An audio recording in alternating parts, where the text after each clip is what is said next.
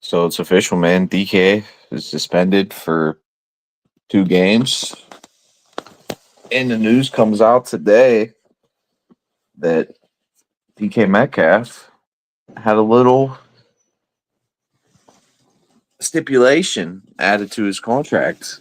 And that stipulation is if you get suspended or if any of your play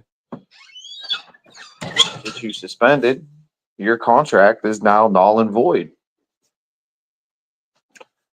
So the Pittsburgh Steelers pretty much have themselves in a position right now because of DK's actions. I mean, I kind of do this. Some fans don't like this. You know what I mean? Remember, real shit. The co-host up here, he was talking shit after I forget who we got beat real bad by. And I don't know. I came out and I basically said I want to take some positives from this because you can take positives from a loss. You might not want to admit that, especially as a fan. And it is in the moment. But, when you lose, you can take positives. You lost the game, but, this person got injured. You lost the game, but you was able to run the ball.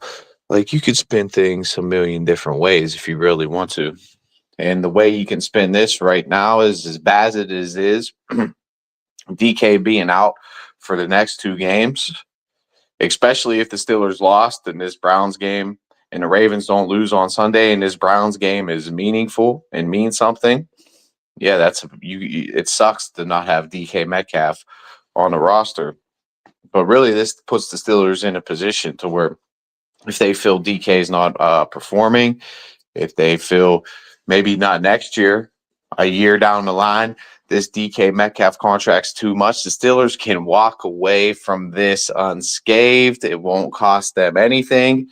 And obviously, Omar Khan and the Pittsburgh Steelers knew what they were doing when they traded for DK Metcalf and when they gave him the big extension, because now they're in a position to where they can get off this.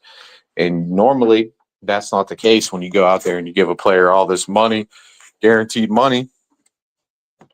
You're stuck on it. Look at the Cleveland Browns right now. They got Joe Flacco, went and got traded for Kenny Pickett, went and drafted Dylan Gabriel, and went and drafted Shadir Sanders. Now they have this huge quarterback controversy. And what are they going to do? Are they going to roll out Deshaun Watson next year? Or what are they going to do? Because most of that money is guaranteed, and Cleveland's been sitting on it. And you can pretty much say that's one of the biggest reasons Cleveland sucks so bad. You can blame Kevin Stefanski, and they want to blame this, and they want to blame that. And the reason they're not good is Kevin Stefanski. The media the reason they're not good is they're paying a quarterback $50 million guaranteed, and he's been on the sidelines. They're paying him to basically be a 5,000-yard passer that can rush for 600-700 yards a season, just a complete dynamic, best dual-threat quarterback in the NFL. And they're getting basically some of the worst quarterback play in NFL history right now, especially out of Deshaun Watson and Shadir Sanders right now. So it could be a big reason why your team's not good. You overpay a quarterback like that. Look at the Baltimore Ravens. They went out there and they paid all that money to Lamar Jackson. And look where they're at right now. Not looking good. Got all this money invested in a quarterback. And it's just not, it's when them quarterbacks go down, it just shows how much holes you have on your offense when you're not getting that, or your defense and the rest of your team, really, when you're not getting the production you expect out of your $50 million quarterback. Cincinnati Bengals, another one, big contract stuck on Joe Burrow, gets hurt every year. And we're the Cincinnati Bengals picking in the top 10, top 15 every single year and have a losing record. Just like Zach Taylor has a career losing record. So did the Steelers know what they were doing? Obviously, because DK doesn't do that. Well, he gets the guaranteed money. He comes in and he causes a problem, what he's been kind of known to do throughout his career. The Steelers can walk away from this thing completely unscathed. And do I think they're going to release DK Metcalf over this incident? Probably not this season. maybe in the offseason, if they decide there's a better receiver out there and they can minus that $25 million and they already have $39 million in cap space. So, boom, Steelers, if they really want, they can get – I don't think they're going to do that. But, hey, who knows what receivers are out there? What if – I don't know. I don't think Justin Jefferson's a free agent. But just for argument's sake, what if Justin Jefferson's out there? You're paying DK $25 million guaranteed. For another $10 million, you can go out there and get Justin Jefferson, who's not a problem, who really hasn't had that many. I mean, Sam Darnold, he had Sam Darnold the 1 year, but honestly, throughout his career, dude hasn't had many great quarterbacks. So you bring in Justin Jefferson. That's where Aaron Rodgers wanted to go all off season last year. Was the Minnesota Vikings, because all of them wide receivers over there. So you bring Justin Jefferson over here with the Aaron Rodgers. You might see Justin Jefferson put up even better numbers than he's already been putting up, which are historic, some of the best in NFL history so far, with the likes of J.J. McCarthy throwing to him. I'm not going to say Sam Darnold's a bad quarterback, but going into that season, did anybody expect Sam Darnold to throw 40 touchdown passes? I don't think so. But, I mean, he's doing it with Seattle, so I can't say he's, bad. But that was a narrative for a lot of people, especially when I was suggesting the Steelers possibly signing Sam Darnold. Everybody said it wasn't him, at least in my comments. Wasn't Sam Darnold. It was the offense around him. So I think it's obvious the Steelers knew exactly what they were doing with this DK move. They got a good contract. They got off the George Pickens contract negotiation, which was probably going to be a big, big drama scene. And it's probably going to be a big drama scene in Dallas, especially if they don't get the deal done with George Pickens. And if they do, what I hear is rumors is they might franchise tag George Pickens. And if that happens, I can see a lot of drama going down in Dallas over that situation there for sure. I don't think anybody's going to want to I don't think George Pickens is going to want to play on a franchise tag, and I honestly see him holding out if that's what they want to do.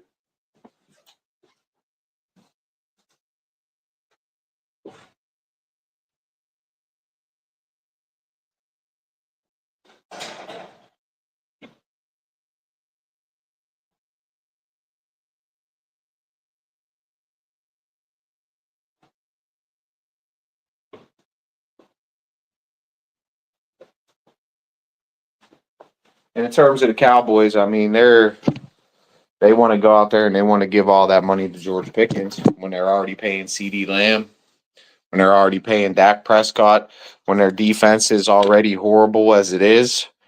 Do you think they're going to be better? You think they're going to be competitive next year? You think Dallas is going to be in contention for a Super Bowl next year with that division and that defense? No way. No way. It's not going to happen. So, Steelers, you pay one receiver. You can't pay two. You can't pay two receivers all this money. Look at the Bengals. They went out there. They paid T. Higgins. They went out there and they paid Jamar Chase. They went out there and paid Joe Burrow, and their defense is just terrible. Terrible. They can score 30 points a game, but guess what? They give up 30 points a game, too. They ain't winning games unless they're scoring 30 a game. That's the only way they can win games, if they score 30 a game. And to me, that's not how you want to win games. To me, you're not going to win Super Bowls. Everybody says you need a quarterback to win a Super Bowl, but if you're giving up 30 a game in the playoffs, you're not going to win a Super Bowl. You're never going to win a Super Bowl having that bad of a defense. I don't care what you say. I don't care how good your quarterback is. You're giving up that many points a game. You're not going to win a Super Bowl. That's a tough ask for any quarterback. Joe Burrow, Peyton Manning, I don't care who you are, to have to literally go out there every single game and put up 30 points to win. So, yeah, it's an offensive league. Yeah, it sucks that DK's suspended, but you can take positives out of anything. And honestly, in a way, as messed up as it sounds, this suspension is such a huge positive for the Steelers moving forward, because you got a contract that's major and a talent that's major that now he put himself in a position to where the Pittsburgh Steelers dictate and control every aspect of his contract for the rest of the way. To where they can say, hey, you want to take a pay cut? And if he says no, all right, well, we're going to cut you. Hey, you want to keep doing this and doing that and doing this? We're going to cut you. Hey, you played good this year. We're going to bring you back next year. And then the year after that, we're going to continue to act like we care. And then there's going to be somebody out there that's, we want to take your money and give that money to this. They can do whatever they want. They can play this however they want. And it's really good for the Steelers, honestly.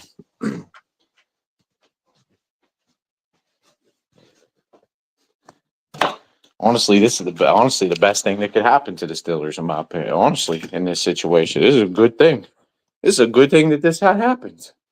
Honestly, I'm looking at this as everybody wants to look at this as negative. I'm looking at this as positive news for the Steelers. This is really positive news for the Steelers. Now they own DK. DK has to basically completely and totally toe the company line, or the Steelers can just say, hasta la vista, baby. Thanks, but no thanks. We're going to take this $30 million and we're going to put it somewhere else now. And that's a lot of money in terms of salary cap. Hell, Steelers want to bring Aaron Rodgers back. He came for like $10 million. That's because he's still getting paid by the Jets, though. But they can say, hey, Aaron, we're going to throw a little bit more on sugar on top of this deal next year. Because there's absolutely no options out here at quarterback for the Pittsburgh Steelers to take. So, I mean, hey, we're going to give you this option right now. We're going to throw a little bit more sugar on top because we're not going to go with anybody else, any of these free agent quarterbacks. They're no good. We definitely don't want to roll out here with Mason Rudolph or Will Howard. So what we're going to do is we're going to bring an offensive coordinator to your liking, Aaron. We're going to bring in 2 young quarterbacks that we want you to help bring along as part of this deal. I mean, who's Aaron Rodgers to say no? Especially the way this season's been going. Who's Aaron Rodgers to say no? Who's to say Aaron Rodgers can't play one more year? Who's to say Aaron Rodgers is washed up? Who's to say Aaron Rodgers doesn't have any mobility anymore? Because what I seen in that game, he was talking junk to a safety on the lines. He's like, man, you're slower than a 41-year-old, man. Aaron Rodgers is still moving out there. He's still got mobility. I don't get this narrative that he doesn't have any mobility, bro. I'm watching him out there ducking and diving and dipping and eluding sacks and rolling out. And I'm looking at a 41-year-old that still got some wheels out there, man. I don't just because he doesn't choose to probably run it as much as he used to later in his career. It's probably not so much that has to do with the mobility, more or less the fact that he's 41 years old and he ain't trying to run and get smacked by a linebacker no more. He ain't trying to do that. And I've seen him lay out in multiple games, so I can't even say that. Because I've seen him lay out in multiple games this year and put his body on the line to help this team win games. And that's enough. So many people hated on Aaron Rodgers. So many people in the offseason. Now they're all like number one fanboys. It's hilarious. When like so many fans came to me and said I was crazy when I was saying Aaron Rodgers. Like literally, I put out a video in January of last year while the playoffs were still going on and the Steelers were eliminating, talking about how this I see Aaron Rodgers going to be the next quarterback of the Pittsburgh Steelers. And I'm going to say right here, right now, Aaron, with all this going on, the Steelers have so much money in salary cap. Now they have complete control of DK Metcalf's contract. I can honestly sit here and say right now, Aaron Rodgers, honestly, easily has one more year left in the tank the way he's playing this year. And I've already looked at all the free agent options out there for the Pittsburgh Steelers to possibly go at quarterback, and there is not one out there that is even remotely close to Aaron Rodgers' tier or talent level. Like the next one closest might be Russell Wilson. What are we going to go back with Russell Wilson? That's pretty much the next one closest is Russell Wilson. And Aaron Rodgers, and then like Gardner Minshew or something. Like there is nobody out there for the Steelers really to get. And to me, Aaron Rodgers can easily play another year. That's if so facto the Steelers don't win the Super Bowl, because I think that's what Aaron Rodgers' plan was to do. He wants to go to a team to where he thought he had the best chance to win. In his opinion, that was Minnesota. Then he went with Pittsburgh. Minnesota closed the door on him. They're going for what Mike McCarthy. It's looking good in here, Pittsburgh. You're in. We love you. The fans love you. You won the fans over. You won the coaching staff over. I mean, it looks good. It looks like a marriage made in heaven for Aaron Rodgers to come back maybe one more year, especially if the Steelers can't get it done this year. But just like everybody says, Aaron Rodgers is washed up. The Steelers can't win a playoff game. The Steelers can't win a division this year. Who's to say the Steelers can't win a Super Bowl this year? Because as it stands now, I've had to play. I did a whole prediction on my page, wrote it all out, the AFC playoff picture. But I think what it was Denver's playing. I think the final, fuck the first round. I think I had Denver playing Houston in the second round of the playoffs, and the Steelers playing the Bills in the second round of the playoffs. And the Steelers beating the Bills, Denver beating Houston, Pittsburgh going to Denver, just like they did in 2005 AFC Championship game. Walk up there to Mile High. I would love that for the Steelers to walk up to Mile High Stadium and beat Denver to go on to the Super Bowl. I mean, I can see that happening. But I honestly see the playoff scenarios changing from what is this, week 16 in the NFL? Well, this is technically week 17 in the NFL. By week 8 to the end of week 18, I feel the playoff scenarios will be different than what they are now. And the Steelers probably won't even end up playing the Chargers in the first round. But who knows? We'll see. What's up, Ron?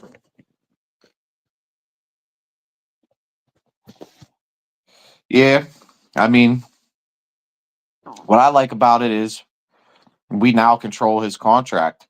So I think this is honestly something bad, something stupid on DK's part that he never should have did. He never should have put himself in that position to be even standing over there by the fan to where the fan even could have even said anything to him. We should never been that close or anything. And obviously they put that in his contract because this is obviously has been a theme throughout DK Metcalf's career, is displaying conduct that's detrimental to the team. And according to his contract, now is null and void because what he did was conduct that was detrimental to the team. Period. The end.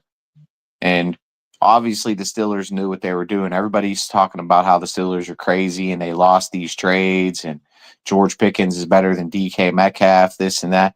Well, Dallas Cowboys are going to have a contract negotiation, and the Steelers now have full control over DK Metcalf's contract, and they could literally, if they want to wake up, if Omar Khan wants to wake up tomorrow and say you're fired, he could do it scot-free. You won't have to pay him a dime and kick him right out. That's not going to happen, obviously, because the Steelers obviously need DK. And I obviously don't even know who the number one wide receiver is going to be in this game coming up against Cleveland. But obviously, they need DK. But who's to say in the offseason there isn't another better wide receiver out there that the Steelers can take his money and give it to now? They can do whatever they want now.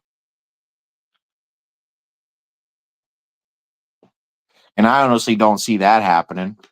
I don't see the Steelers voiding his contract, but it's just the point that they're in a position, if they feel the need to, they can whenever they want now. So obviously, I've been asking about grades, like how would you grade it this season on my page? How would you grade the Steelers season so far? How would you grade Aaron Rodgers so far? How would you grade Mike Tomlin so far? How would you grade Omar Khan so far? I'm not going to do the overall picture of Omar Khan and grade him just yet, but I'm going to say for this DK Metcalf contract and this DK Metcalf deal and the way this contract's obviously set up right now, it's an A-plus contract for Omar Khan. It's an A-plus contract that the Steelers now have full control over. Full control and dictation over.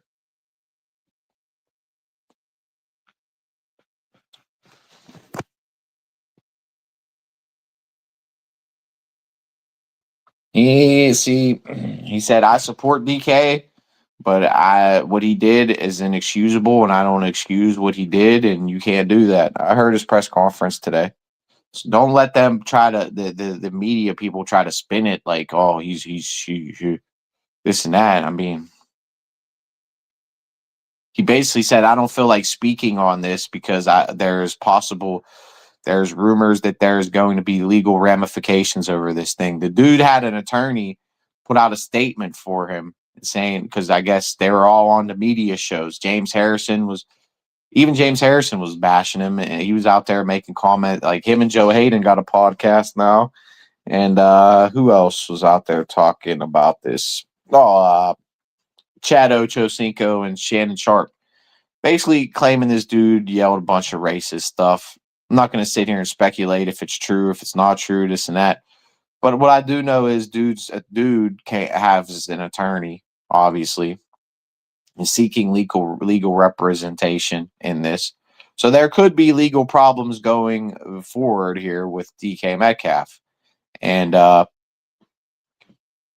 hopefully that's not the case, because he might face another suspension if that's the case. But, Tomlin said he's not going to speak on it because of the legal ramifications, and he's not going to sit there and make no statement publicly that they could possibly use against DK Metcalf, and I don't blame him for that. I mean, as a coach, even if that's the case, I'm not going to want to sit there and see DK Metcalf try to get arrested and, possibly have a statement that I make that could be used against him later in a later date. So I think honestly, that's why players love Tomlin. I think that's why players are willing to run through a wall for Tomlin, is because he's not going to sit there and throw players under the bus, and he's going to try to keep everything in-house, and that's how the Steelers have always done things, and I think that's how you should do things. Everything just isn't for the media to make a story out of. It's not, and it shouldn't be. And he even said, I understand why you have a lot of questions over this situation, but I'm going to remain silent on it. I think that was just an honest, smart answer, just to say, hey, sorry, but I'm not speaking on this. And sometimes that's the best thing to do, more than anything. You got, especially with the internet and the way society is today, everybody wants to, instant reaction, instant live. What's your instant live reaction? And sometimes, just speaking on things, sometimes like you're just better off some things are just better left unsaid. Because no matter what you say, no matter what you do, the media is going to try to take any little quote and they're going to run with it, any little thing. Like Mark Madden, like I talk about this, bro. People with Mark Madden who have an agenda against Mike Tomlin, people say, well, what is it? You're saying he's racist and he has this agenda. Whatever. I think Mark Madden's agenda against Mike Tomlin is the fact that he's so invested in his narrative. I think part of it maybe he is a little bit racist, but that really doesn't have nothing to do with it. He is so invested and he's narcissistic and he's egotistical that he's been right in this narrative for so long about Mike Tomlin that his credibility, everything is invested in Tomlin failing to make him look good. So that's really it. That's his agenda, is to make himself look good, make himself look smart, make himself look like a genius. So anything that goes wrong, Mark Madden is going to spin it some way, somehow against Mike Tomlin, regardless if it's his fault or not his fault. So Mike Tomlin goes out there and makes one stupid comment about DK. Boom. That's lawyer something he could use in a court of law. Boom. That's something Stephen A. Smith's going to talk about. Boom. That's something Skip Bayless is going to talk about. Boom. That's any little thing you say can be spun 95 different ways to fit a narrative that they're trying to make on you that might not necessarily even be true. But that's how these media people are, because they're doing anything they can to make a headline and sell a story, because that's how they get paid and that's how they get rich. And that's honestly why I've started this, because a lot of the media coverage that I've read in Pittsburgh throughout the years, and I hear what they say all the time. I have my own opinions. They say all this stuff just to get headlines, and the media is just ridiculous nowadays. It really is. There's really no thought or or anything behind it. They just, whatever's trendy, we're going to instant reaction, instant live reaction.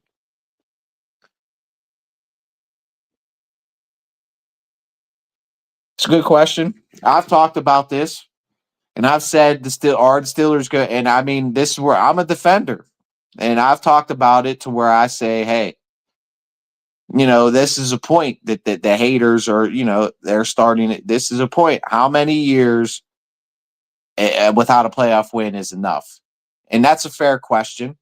Like I say, and I'll even say, like Mark Madden, I think there's a lot of unfair criticism Mark Madden puts on Mike Tomlin's head.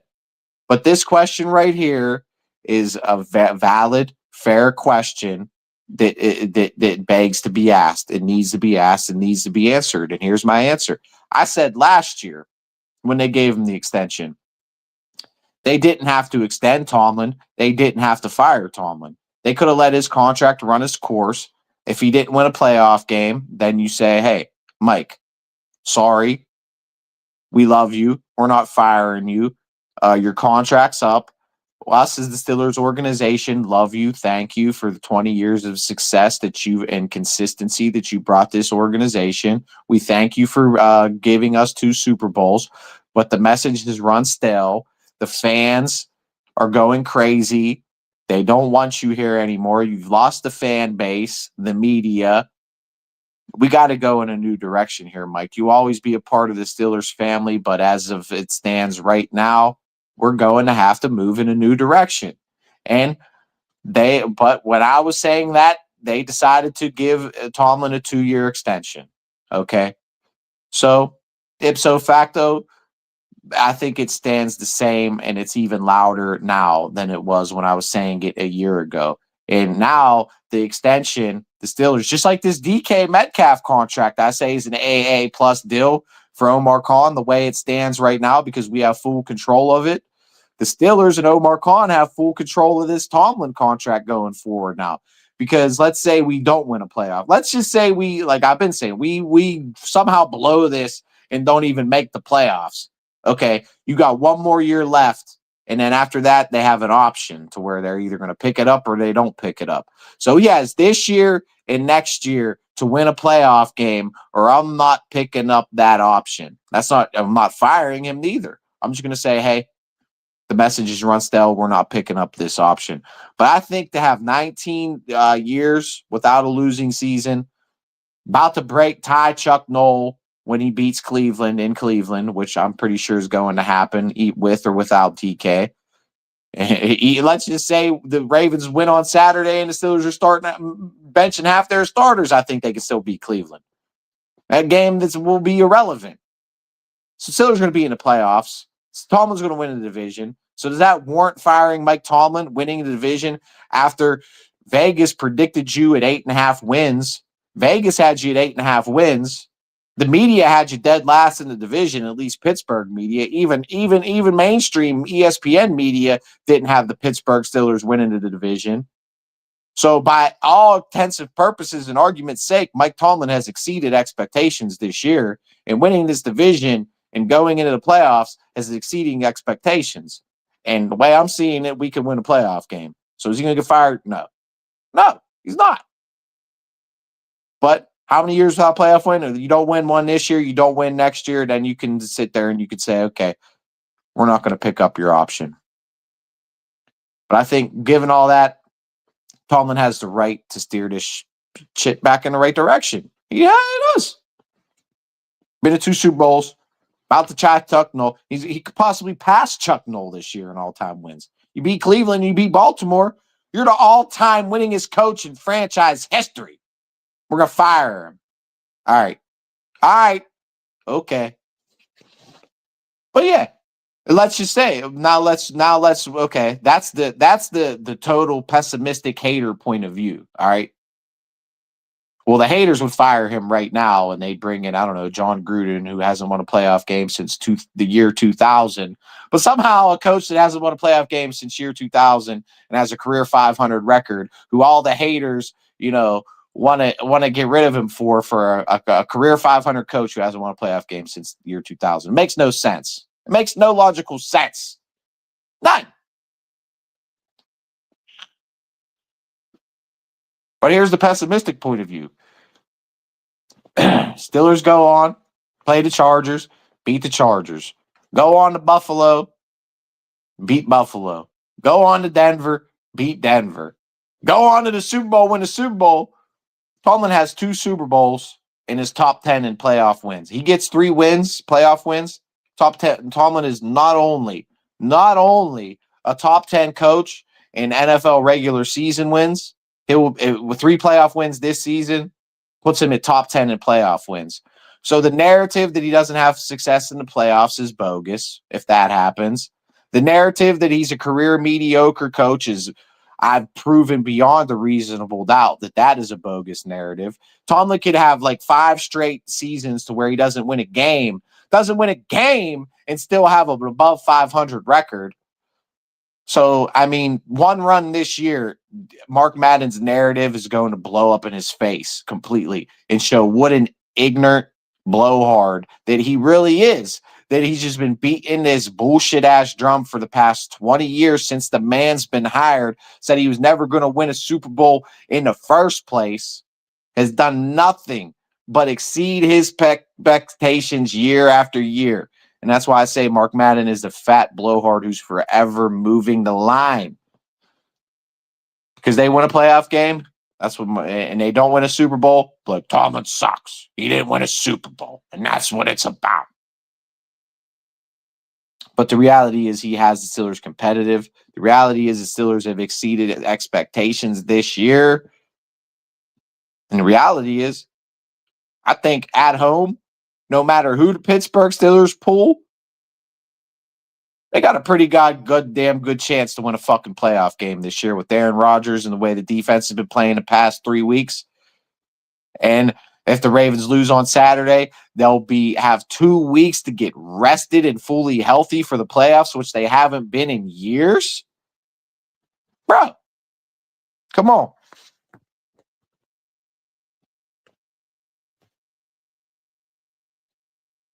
It don't matter. We play Philly. Philly's in the NFC, so we're not even going to have to play them in the playoffs unless it's the Super Bowl. So if we play the Philly in the Super Bowl, we'll see. Philly's got a better team than the Steelers, but I'm worried about getting through the AFC. In all honesty, see, that's the thing. They all say, well, Tomlin. They all would fire Tomlin. Not 31 other franchises would have fired Tomlin by now. Well, okay, let's look at the teams that fire their coach every year. The Giants, they fire their coach. I don't know how every year. They're perennially picking in the top 5. The Raiders, they fire their coach every other year. They're perennially picking in the top 5. Saints, they're moving on from their coaches all the time. They're perennially picking in the top 5. Cleveland, the quarterback carousel, the coaching carousel, they've actually had a little bit of consistency. I mean, Kevin Stefanski's might have been the longest tenured coach in Cleveland history at this point. He's probably going to get fired after this season. They're perennially picking in the top 5. So literally, there's literally like 11, 12 other franchises in the NFL that haven't even won a Super Bowl, that are never in the playoffs and constantly picking in the top 10. So you say that 31 other teams would fire Mike Tomlin if he didn't have postseason success 8 or 9 years. I'm going to sit here and say if the Steelers fired Tomlin tomorrow, there would be literally 25 teams knocking on his door to hire him. And if he brought his resume to about 10, 11 other franchises in the NFL, they would have a statue of Mike Tomlin sitting outside their stadium. But the reality is Tomlin has to live up to this Chuck Noll standard that nobody outside of maybe Bill Walsh and Bill Belichick asterisk can live up to. Okay?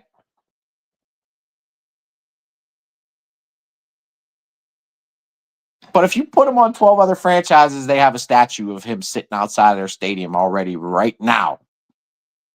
Just like if he goes on one playoff run this year, just one playoff run through in his career, like literally. I mean, he's already pretty much guaranteed with Canton to me. Honestly, a couple more playoff wins, you really can't. There's no denying his Hall of Fame credentials at this point. So not only if he coached for like 12 other franchises, he'd have a statue outside their stadium. the way it's looking like is he's going to have a statue in Canton as well. And you can't ever say I'm flip-flopping or I'm just riding with the trends on this Tomlin thing. I'll go all the way back to my Twitter days, bro. When Colin Cowherd was religiously bashing Mike Tomlin and Terry Bradshaw was calling him a cheerleader. I was projecting Mike Tomlin for years. I've been projecting Mike Tomlin to pass Chuck Noll in franchise history. So this has been my narrative for years, and it's finally here, and it's all finally coming true, and it's all blowing up in your Tomlin faders' faces. And I love to see how the whole media in Pittsburgh, 93.7, there hasn't been anybody, not one person saying they wanted to keep Mike Tomlin here. No, if anybody was saying Mike Tomlin, you wanted Mike Tomlin, you're lying. Bro, I've been preaching this shit for years. So it's so great to see the entire Pittsburgh media just do it. Besides Mark Madden, I'll at least say Mark Madden standing firm on his hill. I'll at least give him credit for that. But Andrew Filipponi and all these ones on the fan are just doing a complete about face about Mike Tomlin, Starkey, Filipponi, even Mahler, all of them are doing a complete about face and eating crow and sucking his dick clean off. It's hilarious to me, man. Hilarious to me. That is the thing. But the reality is it's not reality, all right? The NFL was totally a different NFL at that time. There wasn't a salary cap. There wasn't the internet. It was totally different. Chuck Noll had 3 or 4 great drafts to where it all came together. And he was a great coach, and they had a great team. And the reality is in today's NFL, to where there's a salary cap, it's built to be a competitive league. And they try to make it as competitive as possible to where there can't be no team that can actually be a dynasty and just basically buy Super Bowls. Because a lot of people say that's what the Dallas Cowboys did in the early 90s is they had all the money and they were able to go out there and buy Super Bowls. Dallas hasn't won a Super Bowl since the salary cap era. So the salary cap era is totally different. The Roonies are a big part of the salary cap too in the NFL, actually. And that's another thing. The people like sitting here saying that the Rooney should sell the team is the funniest shit in the world. They haven't had a losing season in 22 straight years. So why would the Rooney sell or even be asked to sell when they haven't had a losing season in 22 straight years? How many owners of a sports organization could say that they have the most championships in their given profession and hasn't had a losing season in 22 straight years and is literally the main topic of first story every day on about every single national sports program in the world? That's all pretty much all the time. Steelers, definitely top story every single day. All right. Steelers are the cream of the crop to where every team wants to basically be. All right. But they can't be. Not only that, their success is with their own given organization. The Steelers and the Rooney family are literally like the founders and created so many rules and are just basically built the entire foundation of the entire NFL to what it is today. The Roonies are like, dude, they're like gods, bro. Gods. How much they give back to the city of Pittsburgh and how much they've done for the city. Dude, literally, there probably wouldn't be an economy in the city of Pittsburgh if it wasn't for... If you move the Pittsburgh Steelers up out of Pittsburgh, bro, there is not an economy left in the city of Pittsburgh. What else is your economy going to go off of? Seriously. Seriously. You know how booming it is probably in Pittsburgh in the 4 months that the Steelers have their 8 home games, 9 home games in Pittsburgh every year. The city probably brings in billions of every game the Steelers play. The city of Pittsburgh probably brings in $1 billion every home game. They bring in $1 billion. And the fact is, Mike Tomlin's about to seal up a home game in Pittsburgh. While everybody was calling for his ass to get fired this year. While they basically were in the driver's seat in the division all year. All year. Except 1 week. There was a little bit of a blip. A little bit of a blip. So get off my jock. I know what the hell I'm talking about. And I put in the time and I did a lot of research when it comes to coaches and in this narrative. So it's not like I'm coming out here just talking shit, bro. This is not no casual take. I've done a lot of research and I've been doing this for a long time to where at this point, I'd say my brand, the reach I reach on Facebook, and if I continue to do this on Facebook, my reach is going to grow. And I continually bust out these videos like this, my reach is going to grow. And my message is going to continue to get out there, and my message is going to grow. My brand is going to continue to grow. To where I might say I'm one of the biggest voices in Pittsburgh sports at this point. And if I continue this, yeah, and keep going on all platforms, that's why I'm coming on YouTube strong now. Because my Facebook reach is golden. But now I got to get my reach out there a little bit further. And I've noticed on YouTube, the people that watch me are a lot younger than the people who watch me on Facebook. It's mostly boomers. The majority is 45 to 55, 50 and 55 to 65. The majority on here is like 20, and the 20s younger. I got younger people up on here. But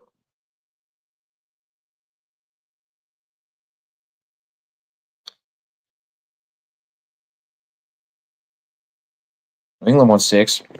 Well, the Steelers are tied, but I'm going to they're tied. So, okay. We're tied for the most. But I'll put an asterisk on the Patriots Super Bowls because you know what? The Patriots probably stole at least one of those from the Steelers with Spygate. And then they stole one with the Deflategate. So me, from my perspective, I'm putting an asterisk on the Steelers' resume. No, I don't think it is. I think most people over there in the TTC have fake views. I haven't been consistent enough on here. And really, YouTube, it's not even about the subscribers. YouTube, the more you post, like eventually, like some of the videos I uploaded only got 2 or 3 views. If I post like 3 more videos, eventually one of them YouTube will just distribute in their, it's like Facebook, they'll just distribute into their algorithms. And you just have to be consistent with it. And I'm nowhere near consistent at YouTube. Facebook, I at least get 2 or 3 posts up every day. YouTube, like I might go hard for a week and then just not post for another 10 months. So I got to stay consistent with this and keep it coming. But yeah, I wanted to get a little bit of a live up here. I think I'm going to cut this one now, though.